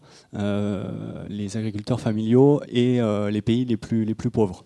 On retrouve cet argument-là dans la liste des pays les plus vulnérables au changement climatique, qui est pratiquement corrélé avec la liste des pays ayant le plus faible PIB. ce qui est un indicateur comme un autre, mais en tout cas qui traduit l'informalité de ces économies-là et qui correspond à leur vulnérabilité. Et puis, effectivement, aux plus pauvres, aux plus vulnérables. Nous, c'est très clairement ce qu'on voit sur le terrain, parce que un agriculteur cambodgien, pour rester dans le sud-est asiatique, qui ne fait que du riz, l'année où il y a une mauvaise saison, il est très très mal. Et du coup, il s'appauvrit, s'il a un peu de bétail, il décapitalise, et c'est un cercle vicieux très très difficile. Et au contraire de ça, ce que nous, on redécouvre, je le dis avec un peu d'ironie, mais avec sincérité, c'est que des projets type micro-assurance pour les agriculteurs sont des projets d'adaptation très puissants. Donc il n'y a pas que les projets environnementaux, les projets accès à la ressource naturelle ou accès à l'eau, il y a aussi des projets complètement sociaux ou socio-économiques qui ont des vrais impacts en termes de réduction de la vulnérabilité. Un fermier qui est micro-assuré pourra faire face à une mauvaise saison, par exemple. Un fermier qui fait du manguier en parallèle de son riz survivra aussi beaucoup mieux que son voisin. Je suis passé aussi très vite tout à l'heure sur atténuation, adaptation. J'ai présumé que tout le monde était confortable avec ça. Je reviens juste dessus. Donc atténuation, réduction des émissions de gaz à effet de serre, dont Stéphanie vient de dire que ce n'était pas forcément une priorité dans les pays en développement. Je serais très content si on a le temps de débattre un peu là-dessus. Et adaptation, donc effectivement développer des mesures d'augmenter sa capacité à faire face, comme Florence l'a mieux dit tout à l'heure. J'ai découvert en faisant cette présentation qu'il y avait une troisième catégorie qui s'appelle Loss and Damages et qui est en fait grosso modo quand c'est déjà trop tard, quand c'est déjà mort, qu'on ne peut plus faire d'adaptation, débloquer des moyens pour reconstruire, refaire de l'infrastructure, mais vraiment dans des logiques de curatif, à 100% curatif, quoi. Ce qui dit pour moi la portée du drame à la fois. Ce sont des choses que nous, par exemple, en tant qu'ONG développement local, on ne saura pas faire, on n'aura pas les moyens de faire. Et les États fragiles avec lesquels on travaille non plus. Donc ça veut dire là aussi des solidarités financières internationales très fortes. Et puis ça dit aussi l'état d'avancement, parce que c'est de la terminologie de COP, ça. Donc c'est des choses qui sont déjà à l'agenda de la politique internationale, qui sont bien sûr très mal négociées, très peu acquises, mais qui existent dans le propos international. Donc quelques solutions à notre niveau. Un truc très rigolo qu'on a développé avec un innovateur local au Ladakh, le glacier artificiel. Refaire en fait des glaciers à partir de cours d'eau naturels qu'on dévie un peu pour les faire ruisseler sur des pentes douces. Et du coup, avec le froid hivernal, ce ruissellement prend en glace. Et du coup, le ruissellement supplémentaire qui recoule dessus prend aussi en glace. Et du coup, on reconstitue du glacier. Et du coup, on redonne accès à de la ressource en eau en mode agriculture traditionnelle, c'est-à-dire agriculture irriguée à partir de glaciers. Et donc, on redonne la possibilité de cultiver à des populations qui, là, clairement, sont déjà sur une obligation d'adaptation, puisque les glaciers ne sont plus là, donc leurs pratiques agricoles ne peuvent plus fonctionner. On revient au sud-est asiatique, Cambodge et Myanmar sur la question de la cuisson. Là aussi, on est passé rapidement dessus. Les cuiseurs améliorés. Donc là, c'est de la pure mesure de réduction d'émissions de gaz à effet de serre. Un foyer de cuisson amélioré qui consomme moins de charbon que la situation de base. Un écho à ton propos aussi, Florence, sur la question de l'innovation locale et que l'adoption de technologie entre guillemets ou d'innovation n'est jamais aussi puissante et aussi pérenne que quand à la fois c'est développé par du tissu économique local, de l'artisanat local et le bouche à oreille ou en tout cas la promotion par les pairs, de pair à pair. Donc c'est exactement la démarche qu'on a suivie sur ce projet-là, et c'est le projet du GRS qui, en termes de nombre d'unités disséminées, est le plus réussi. Donc on a un foyer qui est complètement produit par des artisans locaux et qui est sur un modèle à 100% marché, c'est-à-dire sans subvention. C'est-à-dire que les artisans qui produisent ce cuiseur-là gagnent plus d'argent en produisant ce cuiseur-là qu'en produisant le cuiseur traditionnel. Donc du coup, bascule naturellement vers les formations qu'on propose pour leur proposer pour les amener, pour les faciliter à produire ce cuiseur amélioré. Démarche qu'on essaye de reproduire au Mali, pour l'instant ça ne marche pas très bien. La question du contexte local. Habitat bioclimatique, là aussi on a parlé d'habitat et de reconstruction. Là on est au Ladakh sur de la serre, en fait c'est de la véranda tout simplement, donc c'est là aussi du low-tech et de la technologie qu'on appelle adapté en tout cas au pouvoir d'achat local et au savoir-faire locaux artisans. Là aussi, c'est de l'adaptation, enfin c'est de la réduction de gaz à effet de serre, pardon, en premier lieu, mais on a aussi des impacts adaptation, puisque on a des activités économiques qui se développent fortement grâce à ces améliorations de la surface de la maison, de la chaleur dans la maison, et donc on arrive en fait sur des projets qui sont limite atténuation et adaptation, encore plus sur la même techno qu'on a développée dans les pays voisins, où là on arrive sur de la serre agricole, donc la même technologie mais en serre agricole, et du coup on a une augmentation de la saison de production et les agriculteurs peuvent faire démarrer leur plantation plus tôt dans l'année, grâce à la serre qui garantit une température constante et plus haute. Et du coup, là, on a un projet aussi qui est pensé comme un projet d'atténuation et qui devient un projet d'adaptation. La dernière sur nos activités, mais qui est pour moi la plus importante, la question climatique en fait nous interroge en tant qu'ONG technique sur l'approche basée technologie, c'est-à-dire que la plupart de nos projets sont pensés dans des approches technologiques ou en tout cas dans des approches très sectorielles, public par public, besoin par besoin, la cuisson domestique, l'habitation dans régions froides, l'accès à l'électricité productive en Afrique de l'Ouest, etc. Et on se rend compte que sur les projets climat, ça marche pas terrible, c'est-à-dire qu'on peut tirer la corde, on peut trouver des impacts d'adaptation dans nos projets, mais c'est pas la bonne façon de travailler pour avoir un impact vraiment d'ensemble sur la question climat. Et donc là aussi, je suis très en écho avec la présentation de Florence, puisqu'aujourd'hui on développe, nous aussi, on apprend des méthodologies de diagnostic de vulnérabilité participatif avec les communautés ou avec les collectivités locales quand il y en a, ce qui est une question aussi délicate à trancher, pour aller vers des plans d'action locaux, comment faire face, nous, localement, à nos vulnérabilités, comment les lister ensemble, comment aussi connaître nos atouts locaux pour soit les développer mieux ou plus, et puis effectivement quelles sont les mesures qu'on pourrait reproduire ou adopter parmi des choses qui sont disponibles localement. Et je termine sur la question du plaidoyer. Voilà, d'un mot peut-être maintenant, là on va Ouais. peut-être accélérer un peu sur la partie plaidoyer, sélectionner peut-être un angle, de façon à ce qu'on puisse avoir un échange après. Voilà. Donc il y a un angle, un seul, Je vous malheureusement, rappelle que sur vous la nous partie quittez plaidoyer. dans, Et je vous quitte dans Eh oui. 5 minutes. Ouais, ok. Donc ça me limitera naturellement.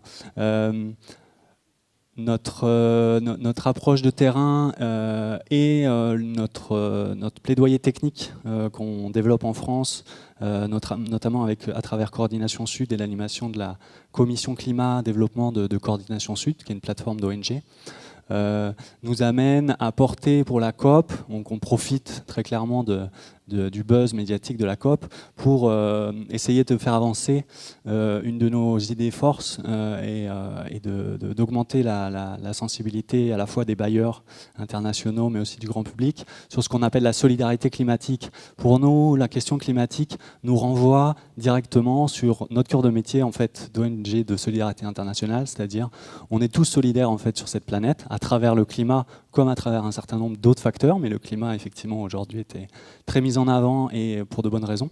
Et du coup, c'est une obligation presque automatique, en tout cas pour nous, de plus de solidarité, de plus de fraternité. Donc on avance avec un message en fait, d'humanisation et de solidarité internationale sur la question du climat, qu'on appelle donc solidarité climatique. Et je vous invite, si vous le souhaitez, à aller cliquer sur le lien pour signer cet appel à la solidarité climatique qui sera pour nous une occasion de faire avancer ce message-là et de sensibiliser un maximum d'acteurs. Aussi sur la question des des co-bénéfices nécessaires et souhaitables dans les projets de solidarité internationale, mais aussi dans les projets climat en général, d'avoir non seulement un impact climat, mais aussi un impact socio-économique avec et au service des populations locales. Éviter qu'on fasse l'un sans faire l'autre. On a vu un certain nombre de projets très très délétères pour les populations locales, mais qui étaient climate proof, climatisés, et qui du coup recevaient des financements que par ailleurs nous on ne recevait pas par la même occasion, mais qui surtout recevaient des financements climat en ayant un impact négatif sur les populations locales. Donc c'est aussi un des points qu'on dénonce. Très bien. Yvan, en quelques minutes, peut-être un projet à mettre en avant en termes de plaidoyer. Oui, alors en termes de plaidoyer, nous, il y a un certain nombre d'axes, au-delà de la limitation, espérons, de cet accord que les négociateurs vont avoir sur cette fameuse limite des 2 degrés.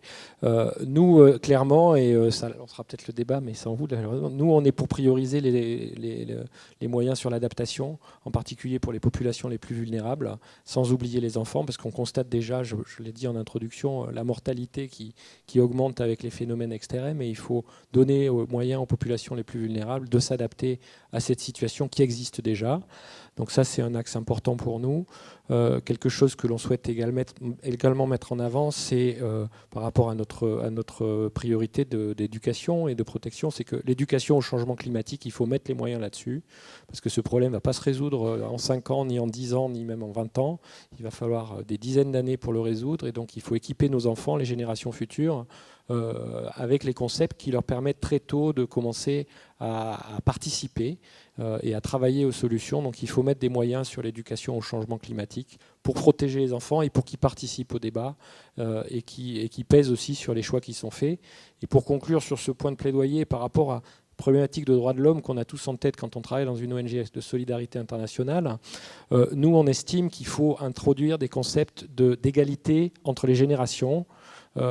Nos civilisations ont sans arrêt depuis plusieurs siècles finalement pris et créé de la dette envers les générations futures, et ça ne peut plus durer parce qu'on va mettre en péril ces générations futures. Aujourd'hui, quand on parle d'injustice ou quand on parle d'inégalité, il faut penser aux injustices que l'on est en train de créer entre nos générations à nous et les générations à venir. Et le corollaire de ça, c'est aussi des notions de responsabilité, des gens qui sont aujourd'hui en décisions, qui prennent des décisions qui peuvent avoir des impacts très forts sur les générations futures. Il faut se donner les moyens de mettre ces gens-là face à leurs responsabilités aussi. Et on pense que c'est des choses sur lesquelles on doit pousser, nous, ONG, ces concepts-là, si on veut préserver l'avenir de nos enfants. Voilà. Stéphanie Riwal, alors, Action contre la faim. Oui. Oui, vous allez, comme vous nous quittez, vous avez le droit, effectivement. Oui, pardon, excusez-moi. C'est juste pour m'excuser donc, du fait que je dois partir vers un autre rendez-vous. Et je précise également que si vous souhaitez approfondir tel ou tel point ou en savoir plus sur le GRS, Marie-Noëlle Reboulet est présente là, dans le pantalon fuchsia, administratrice du GRS. Donc elle pourra éventuellement répondre à vos questions. Merci Mathieu pour le passage de témoin. Alors Stéphanie, donc Action contre la faim. Stéphanie Riwal, on vous a vu remettre à Laurent Fabius au ministère des Affaires étrangères il y a à peu près un mois une longue lettre collective de toutes les ONG. Donc est-ce que c'est par les pouvoirs publics, par l'interpellation des pouvoirs publics, ça passe aussi ? Alors nous, c'est vrai qu'on essaye un peu tout. Il faut vraiment multiplier les tentatives. Donc on a fait une conférence faim et climat, une conférence également crise humanitaire et climat. Donc on essaie de mettre en avant des propositions, de remettre des lettres, de faire signer des pétitions, de mobiliser un maximum d'intervenants et d'acteurs. Et là, juste pour vous dire un peu où on en est, notre état d'optimisme ou de déprime, c'est selon. À quelques jours de l'ouverture de la COP. J'en prends 4. Je pense qu'il y en a 2 où on va vraiment échouer et 2 où il y a peut-être encore une chance d'obtenir quelque chose de significatif. Le premier, c'est la réduction des émissions de gaz à effet de serre. Donc nous, on voulait un benchmark de 1,5 augmentation de température. On pense qu'on est tous d'accord aujourd'hui pour dire qu'on en sera assez loin. Donc ça, on voulait être ambitieux. On pense que c'était néanmoins nécessaire. On disait 1,5 pour obtenir 2, comme tout bon négociateur que nous sommes. Et on pense que vraiment, au-delà de 2, on va avoir des effets qui vont nous coûter beaucoup plus d'argent que ce qu'on pourrait faire pour diminuer ce benchmark de 2 degrés. Donc je pense que nous allons échouer. Là où nous avons vraiment échoué, et ça c'est assez certain maintenant, c'est de mettre la sécurité alimentaire des populations au cœur des agendas. Et non pas la production agricole au sens strict, mais vraiment que les gens aient à manger et vivent en bonne santé là où ils se trouvent, ce qui pourrait, par effet ricochet, nous éviter bon nombre de problèmes. Malheureusement, ces mots de sécurité alimentaire, qui en fait étaient au départ de la production alimentaire dans les textes, sont entrés, sortis, rentrés pour finalement ressortir. Donc je pense que nous avons échoué sur ce point. Et les deux autres points, où vous avez peut-être encore une chance, c'est de tenir compte que les populations les plus vulnérables sont les plus touchées et les moins à l'origine du changement climatique, donc d'avoir des effets de compensation. C'est les fameux 100 milliards de la discorde sur lesquels peut-être il y aura un accord. En tous les cas, il n'est pas encore irrémédiablement enterré. Et le dernier, c'est de mettre en avant les droits humains, d'avoir une cohérence avec les objectifs de développement durable, les nouveaux ODD, et de mettre en avant les inégalités hommes-femmes au sein des débats. Et là, je dois avouer qu'il y a quand même des efforts, au moins de façade, faits sur mettre les femmes en avant comme des solutions aux impacts du changement climatique, voire des solutions au changement climatique tout court. Et de ce point de vue-là, en tous les cas, il y a peut-être encore quelque chose à faire. Donc sur les 4 points, il y en avait beaucoup d'autres que nous avons mis en avant. 2 sont vraiment assez mal, pour ne pas dire complètement morts, et les 2 autres, nous sommes encore assez en espérance utopique. Charles-Emmanuel Bélanger, donc un point sur éducation, réchauffement climatique, où vous pouvez pousser un peu l'argument. Alors 2, Allez-y, on négocie toujours. 2 points, un point très rapide parce que Yvan l'a abordé tout à l'heure, c'est le travail donc avec les pays en développement sur la formation et l'adaptation. Formation, il en a parlé longuement de comment permettre à des jeunes qui à la fois vont pouvoir avoir un métier et donc ne pas aller grossir les rangs des milliers de jeunes qui montent dans les capitales et qui ne trouvent pas d'emploi et qui sont donc dans la rue, mais avoir un métier, mais en même temps un métier qui soit utile à la communauté dans laquelle ils sont, parce que c'est un métier qui va être en lien avec ces questions climatiques. En Haïti, par exemple, suite au séisme, alors un séisme, c'est pas lié, c'est pas un événement climatique, mais suite au séisme, on a travaillé à la construction traditionnelle, mais avec des matériaux nouveaux pour permettre de construire des bâtiments simples, des bâtiments d'habitation familiale, qui soient résistants à un séisme et qui au moins fassent que le plafond ne s'écroule pas sur la famille, etc. Et donc on a formé à la fois sur des métiers, sur des techniques nouvelles, mais avec des savoirs anciens. C'est aussi travailler sur comment, en formation, toujours en éducation, comment, quand je suis dans un pays du Sud, éviter de reproduire ce qui se fait de pire dans les pays du Nord. Et je prends un exemple en formation professionnelle, toujours, et là je pars en Inde, où on travaille sur du petit commerce, etc. Je pourrais interroger les personnes qui voyagent un peu. Ici, la première constatation que vous faites quand vous allez dans un commerce, dans un pays en développement, c'est qu'on vous donne un sac plastique quand vous achetez un stylo. Si vous achetez 2 stylos, vous avez 2 sacs plastiques. Et voilà, je caricature un petit peu, mais c'est une petite aventure qui m'est arrivée il y a quelques années au Maroc, où j'ai acheté 3 choses, et 3 choses différentes, et on m'a donné 3 sacs plastiques. Et donc c'est de faire comprendre, alors en Inde par exemple, dans les personnes qui développent les petits commerces, de dire, aujourd'hui, n'utilisez pas de sacs plastiques. Vous avez du papier, que savoir en faire, en journaux, etc. Utilisez pour envelopper votre pièce de moteur, de voiture, de rechange que vous donnez pour le réparer, pour telle ou telle chose, un sac, du papier, ou simplement faites des sacs papier. Ça, c'est un exemple de formation. En plaidoyer maintenant, ce que nous faisons, nous, c'est en France, nous partons du principe, alors on ne fait pas que ça, mais je vais le prendre parce que c'est un exemple qui n'est pas apparu dans ce qu'on vient de se dire.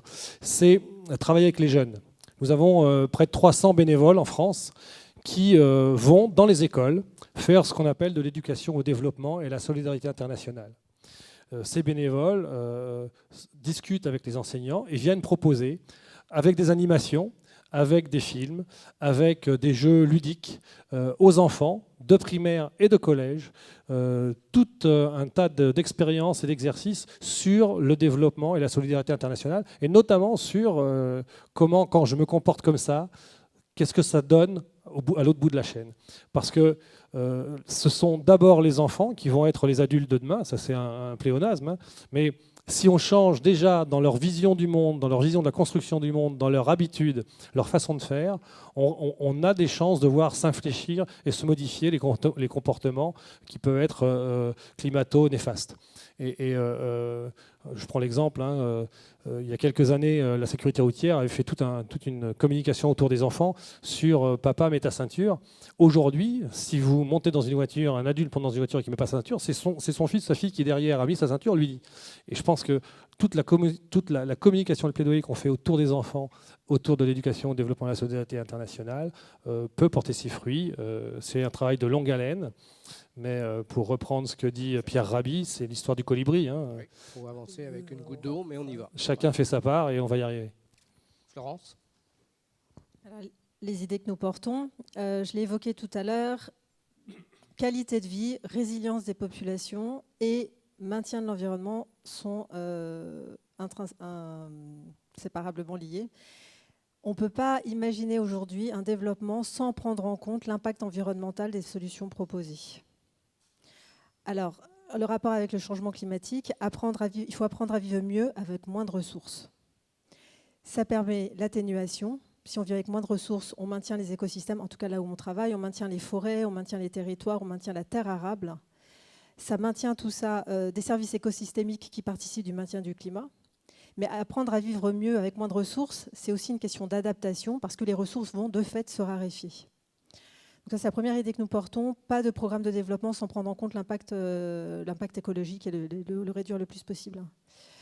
L'autre idée que nous portons, c'est la valorisation des acteurs locaux que j'ai développé tout à l'heure. En fait, il y a des trésors pour peu qu'on prenne le temps d'aller fouiller. Et nous, c'est vrai qu'on a passé plusieurs mois au Burundi à simplement mener une enquête. Qu'est-ce qui se fait ? On retenait les deux critères que je vous exposais tout à l'heure. Il faut que ça améliore la qualité de vie et que ça réduise l'empreinte environnementale. Et il y avait tout un tas de choses géniales. Alors, je vous dis juste un petit exemple comme ça, mais c'est la piscipouliculture. Je suis presque sûre que vous n'en avez pas entendu parler. C'est nous qui avons nommé ça comme ça. Ouais, c'est avoir des poulaillers sur pilotis au-dessus de bassins piscicoles. Et du coup, l'eau est plus riche, donc les poissons sont mieux nourris. Et voilà, ça fonctionne bien. Alors, une autre idée qu'on veut porter, c'est qu'en fait, qui dit changement des pratiques et dit psychologie. Je ne peux pas vous forcer à arrêter de fumer. En revanche, en m'y prenant peut-être un petit peu bien, je peux voilà, vous conduire à décider d'arrêter de fumer. Peut-être, voilà. Et donc, c'est important de prendre le temps, voilà, de prendre en compte c'est jamais une technique. La technique n'est jamais adaptée en tant que telle, même si objectivement elle est meilleure. C'est tout un cheminement intellectuel. Et donc, dans nos programmes, on intègre ça aussi. Une autre idée qu'on porte, c'est l'effet boule de neige. Idéalement, on n'a plus besoin de nous. Ça, c'est vraiment notre rêve. Donc là, on retourne au Burundi pour former des gens à faire l'atelier que nous-mêmes avons conduit au préalable. Il faut qu'on monte d'une échelle. Notre plus-value, notre valeur ajoutée, elle est finalement à former des gens qui vont former des gens qui vont former des gens, mais certainement pas être sur le terrain. Et puis, la dernière, c'est d'utiliser la dématérialisation, c'est-à-dire, aujourd'hui, on a Skype, les téléconférences. Dès qu'on peut ne pas se déplacer, travaillons comme ça, voilà. Personnellement, moi, je travaille depuis une ferme en Pays de la Loire. Et je dois dire aussi que ça m'a fait un bien fou en termes de bon sens, parce que je suis parisienne à l'origine, et que j'ai une vision tout à fait différente des problématiques que peuvent rencontrer les agriculteurs aujourd'hui. Mais ça, c'est Skype et Internet qui permet ça, justement, voilà, de pouvoir travailler à distance. Voilà. Très bien, merci. On va prendre quelques questions, mais moi j'aurais peut-être une dernière question, peut-être un peu naïve, mais sur laquelle vous pouvez peut-être réagir. C'est tous les cas, est-ce que vous travaillez ensemble de temps en temps, au point de vue opérationnel? Oui, non? Est-ce que je prenais l'exemple? Moi je prenais l'exemple, par exemple, je partais de l'éducation, ça m'a évoqué les cantines scolaires. Je me suis dit par exemple que le Programme alimentaire mondial a un projet à l'échelle de la planète pour les cantines scolaires. Je crois que c'est de l'ordre de 400 millions d'enfants, que Action contre la faim doit quelque part sur le volet nutritionnel participer par exemple à ces cantines scolaires. Mais en même temps, est-ce qu'il n'y a pas des interactions à créer entre vous, ne serait-ce que sur des sujets comme ça? Voilà. C'était juste une petite remarque, peut-être une réaction de 2 secondes et puis on prend des questions. Oui, avec Plan Aide et Action, Enfin, il y a beaucoup d'ONG. Les ONG qui sont présentes là aujourd'hui sur le plateau sont peut-être pas forcément, travaillent peut-être pas forcément ensemble régulièrement, mais Aider Action et Plan, on se côtoie sur de nombreux territoires d'intervention et on travaille assez souvent ensemble sur des projets communs qui sont complémentaires, où chacun apporte son savoir-faire, son expérience, son réseau. Je pense sur le Togo, par exemple, on a un partenariat sur un certain nombre de choses comme ça. Sur le programme alimentaire mondial, pour la petite histoire, effectivement, on a travaillé avec eux dans le cadre, par exemple, d'Haïti, ou dans le cadre de la mise en place de cantines scolaires, suite au séisme, on a travaillé sur toute la partie éducation des mères et éducation des responsables qui géraient, des mamans qui géraient la distribution alimentaire, éducation à la santé, éducation à l'hygiène et éducation à la nutrition des enfants. Et là, je pense que derrière, c'est aussi un travail avec des ONG de santé qui peut se faire, qui peut être complémentaire. Et aujourd'hui, de toute façon, je dirais, il faut et on doit travailler ensemble. Il y a des champs communs. Voilà. Non seulement il y a des champs communs, mais il faut, si on cherche un peu, si au départ on n'en a pas, si on cherche un peu, on peut et on doit en trouver, parce qu'on ne réussira que si on est avec des synergies et des travaux communs. Très bien. Stéphanie, un petit mot et après, question du public. C'est vrai qu'on travaille moins avec le plan et Aider Action, mais c'est simplement parce qu'on n'a pas eu de programme ensemble sur le terrain. On ne s'est pas retrouvés au même moment, au même endroit pour faire des choses ensemble. Maintenant, à Se contre la faim, on travaille avec tous nos collègues sur le terrain, que ce soit MSF, Solidarité, en plaidoyer, puisqu'on parle de ça aussi.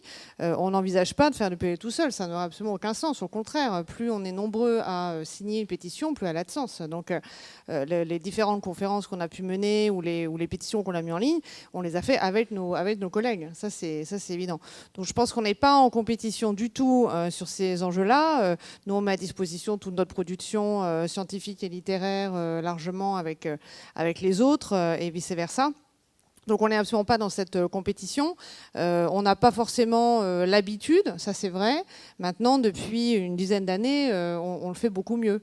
Urgence après urgence, à se retrouver au même endroit au même moment. Les équipes se connaissent, évitent de se marcher sur les pieds. Donc on commence à comprendre ce que ça veut dire l'union fait la force, à peu près à tous les niveaux de notre mandat. Donc les cultures ont quand même changé de ce point de vue-là.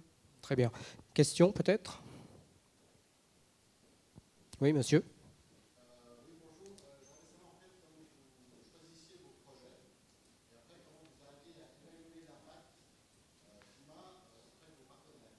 La question s'adresse à tout le monde ?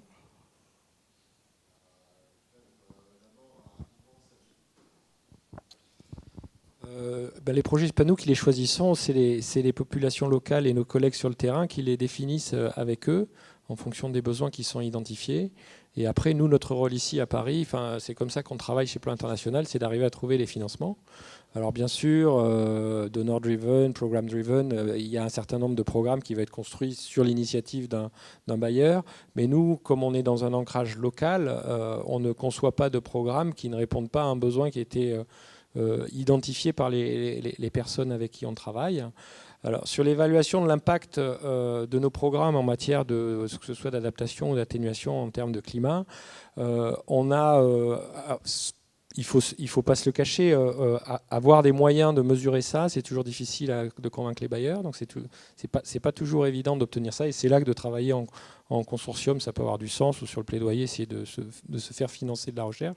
Mais on a des éléments, alors anecdotiques n'est pas le terme, mais c'est le terme qui prévaut. Mais je vous donne un exemple sur les Philippines, par exemple, où il y a eu le typhon Haiyan il y a 2 ans aujourd'hui.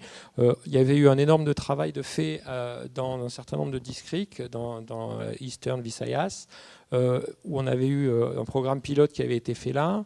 On a une communauté où on avait travaillé beaucoup avec les enfants, le maire, etc., qui dans cette zone-là a été la seule qui n'a pas eu un seul mort au moment du typhon, parce que les populations locales avaient identifié les risques, les endroits du village où il y avait le plus de risques de voir quand il y a des cyclones les inondations arrivaient et défini ensemble un refuge, un endroit où ils allaient se mettre à l'abri. C'est le seul village dans la zone où il n'y a pas eu un seul mort, parce qu'ils ont mis en application ce que nous, on avait pu accompagner les années précédentes. Donc ça, c'est des exemples que je vous donne et qui sont, dont on a pu documenter, si vous voulez, l'impact de l'approche de prévention sur réduire les morts, quoi, parce que la plupart des morts dans l'urgence peuvent être évitées si les gens sont préparés. Ça, on y croit beaucoup et on le constate. Et puis après, écoutez, on parlait des techniques locales en Indonésie. On a pu remettre en route des techniques pour, comme il y a des sécheresses de plus en plus fréquentes, pour pouvoir irriguer des arbres. Et ça, on travaille avec un fermier en pilote et ensuite il faut arriver à convaincre les autres. Donc là aussi, on a des histoires au niveau local de programmes qui, à partir d'un pilote, peuvent commencer à émerger. Mais la difficulté, c'est de documenter cela, parce qu'il faut des moyens aussi, et pour ça, il faut des financements.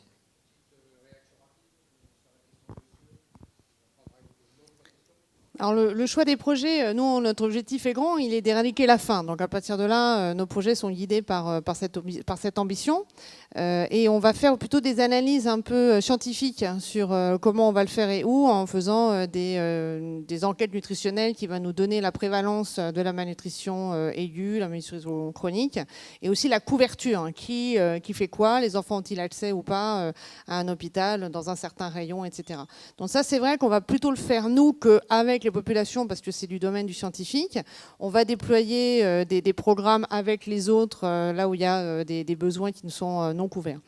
Et sinon, sur l'impact, on le mesurera de fait par rapport aux indicateurs scientifiques faits au départ. Donc on a quand même un référentiel qui est extrêmement précis. Là où on n'est pas encore assez bon, je dirais, c'est l'impact environnemental dans les situations d'urgence, et notamment dans l'établissement de camps. Aujourd'hui, les camps ne sont pas ce que j'appellerais protecteurs de l'environnement, ne serait-ce que par la pression que ça met sur l'environnement dans lequel ils s'installent, notamment un déboisement massif autour des camps pour que les femmes aillent chercher du bois pour faire la nourriture, etc., etc. Donc on déploie depuis assez récemment finalement des technologies simples, mais les fours améliorés, pour limiter cet impact, notamment sur l'eau aussi, et puis la production gigantesque de sacs en plastique qui sont à l'abord des camps. Ces pollutions est en fait énorme, et comme on est dans l'urgence, on n'y pense pas, ou en tous les cas, sauver des vies humaines est largement dominant par rapport à protéger l'environnement. Mais maintenant, on en a pris conscience et on commence à développer des moyens pour, en amont, faire des camps qui soient un peu moins consommateurs en ressources. Mais c'est assez nouveau. Oui, comme beaucoup d'ONG aujourd'hui, on travaille sur comment on détermine les projets. On travaille maintenant pratiquement tous de la même manière. C'est-à-dire que les projets sont déterminés par les besoins des populations qui sont d'associations locales qui cherchent quelle est l'ONG du Nord ou vers qui on peut se tourner pour trouver une solution à notre problème. Et c'est comme ça que les solutions remontent vers un certain nombre d'ONG par des réseaux, etc. Et que finalement on se dit, est-ce que nous sommes pertinents, nous, pour intervenir ? Est-ce que c'est notre domaine ? Voilà. Est-ce que c'est notre domaine ? Est-ce qu'on y va tout seul ? Est-ce qu'on y va à plusieurs ? Donc ça, c'est le choix des projets. La deuxième chose, sur la mesure des impacts. Alors, il y a des mesures d'impact qui sont plus faciles à faire parce que, par exemple, on a imaginé quel impact on voulait avoir et comment le mesurer. Je parlais de la reforestation tout à l'heure sur frontalière de République dominicaine et d'Haïti. Là, on se dit, voilà, il faut qu'il y ait tant d'hectares de reboisés, il faut de garder un certain nombre d'agriculteurs sur la région, qu'on ait moins de familles qui quittent les villages pour aller dans les grandes villes, et ça, on est capable de le mesurer. Après, on a des impacts indirects, encore une fois, qui sont difficilement mesurables. Si je reste sur la République dominicaine, juste 30 secondes, une petite histoire, sur l'assainissement de l'eau. Je dis, on était avec l'ONG dans une communauté et qui nous explique, qui était venu recevoir cette ONG, qui vient de France, etc. Donc nous expliquer tout ce qu'ils avaient fait dans le cadre du projet qu'on menait avec eux, qui est un projet d'amélioration et de compréhension des lois de la République qui permettent, par exemple, dans une commune, de pouvoir, à la population, à 10%, peut utiliser 10% du budget communal pour agir. Et donc, on a d'abord expliqué saisir, les gens ont installé, ont travaillé avec la communauté pour question d'assainissement. Et en parlant avec une dame en quittant la salle, elle me dit « il faut absolument qu'EDEAction reste ici, hein, parce que depuis que vous êtes ici, on a beaucoup moins de mortalité infantile. Parce que les mis en place. Du coup, en discutant avec elle, je dis bah, ça soulage les mamans. Elle me dit non, ça permet. Les mamans, elles s'en occupaient pas, elles allaient travailler. C'est les filles, elles n'allaient pas à l'école. C'est indirect. Ok. Florence, un petit mot peut-être. Et après, alors, donc, on pourra, autour d'un verre, rediscuter si vous voulez, parce que le temps file. Et nous devons aussi vous présenter justement une innovation qui sera présentée après que l'intervention de Florence par le Humanitarian Design Bureau. Voilà.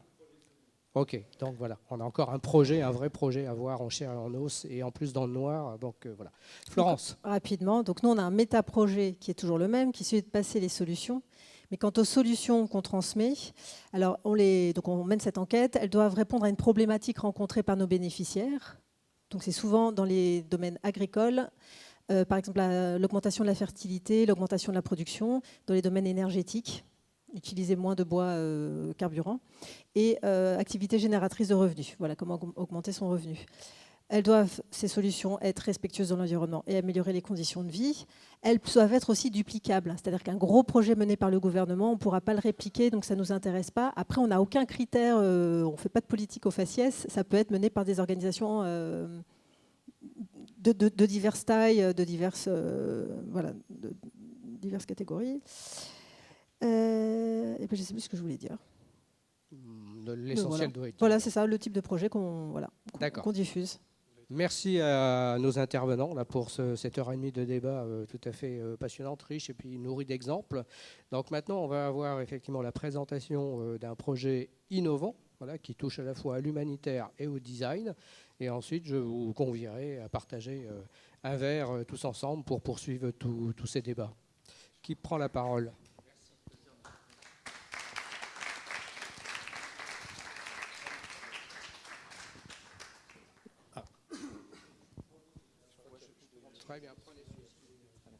Oui, on m'entend. Très bien. Bonsoir à tous. Je vais prendre le Pavlov, apparemment, ça s'appelle. Donc moi, le projet que je vais vous présenter rapidement, en 3 minutes, ce soir s'appelle Solune. Solune, qui vient donc de soleil et lune, comme la lune qui reflète la lumière du soleil et la nuit, et fournit cet éclairage un petit peu onirique presque. Chez Solune, notre objectif, c'est de recréer le chemin le plus court entre le soleil et la production de la lumière. Alors, le challenge, le problème qu'on veut résoudre avec Solune est parti d'un constat, c'est que plus d'1 milliard de personnes sur la planète n'ont pas accès à l'électricité et donc à l'éclairage public. Ce qui a plusieurs conséquences, notamment déjà la première, c'est la diminution de l'activité sociale. Ensuite, l'enfermement, l'isolement, et puis plus grave, les actes de vandalisme, et puis aussi, malheureusement, les agressions sur les populations les plus vulnérables, comme les femmes et les enfants.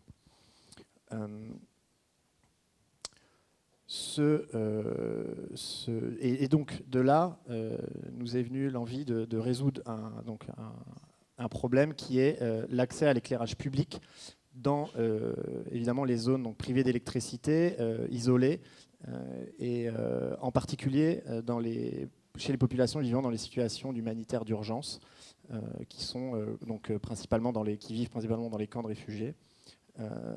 Et donc, comme on peut voir sur cette photo, déjà, donc l'obscurité est souvent la plus totale dans ces zones, et même quand les solutions existent, donc il existe quelques rares solutions d'éclairage public aujourd'hui, qui sont le groupe électrogène et le lampadaire solaire. Et même quand ces solutions existent sur le terrain, l'obscurité est telle qu'entre ces quelques points d'éclairage, il fait de toute façon complètement nuit. Donc il y a un vrai challenge à relever. Comment ? Grâce à la phosphorescence, donc en utilisant une toile phosphorescente. Alors qu'est-ce que c'est une toile phosphorescente ? C'est une toile qu'on a traitée, qu'on a enduit pour capter la lumière du soleil pendant la journée, ou de toute autre lumière artificielle d'ailleurs, on le verra après. et la réémettre une fois la nuit tombée. Sans rien, sans batterie, sans panneau solaire, sans fil, sans ampoule ou LED ou autre. Uniquement la lumière du soleil. Et donc l'avantage majeur, c'est que cette toile est déployable le jour 1 d'une catastrophe, donc immédiatement, et ne nécessite aucune maintenance, ni aucune intervention. Elle se charge, elle se décharge toute seule, elle fonctionne toute seule, elle est donc utile en cas d'urgence. Alors on voit il y a 3 applications majeures. La première, c'est de signaliser. On peut imaginer qu'en les posant, par exemple, sur des pans de tentes, on peut indiquer une allée ou même des chemins de passage dans les camps. La deuxième, on peut également, comme on voit sur la photo, indiquer une direction, un lieu spécifique. La deuxième application, c'est sécuriser. On pense notamment aux endroits critiques comme les latrines, qui sont malheureusement le lieu souvent d'agression, et souvent sur les femmes et les enfants. Donc de cette façon, on les rend visibles de loin, et en plus, elles illuminent un minimum autour, ce qui permet de dissuader les rôdeurs. Et dernière application, on a fait le test, cette toile peut servir à fabriquer des abris. On en a fabriqué de plusieurs tailles, et on observe que déjà plus la toile est grande, plus ça éclaire, et que donc avec des systèmes de retournement de la toile, donc qui permet d'éclairer vers le bas les gens qui se trouvent en dessous de l'abri, on arrive à se distinguer, à se voir, et donc à favoriser la cohésion sociale, à prolonger les activités, même après le coucher du soleil. Le premier produit qu'on sortira et que l'on va tester avec les ONG, qu'on est en train de tester avec les ONG,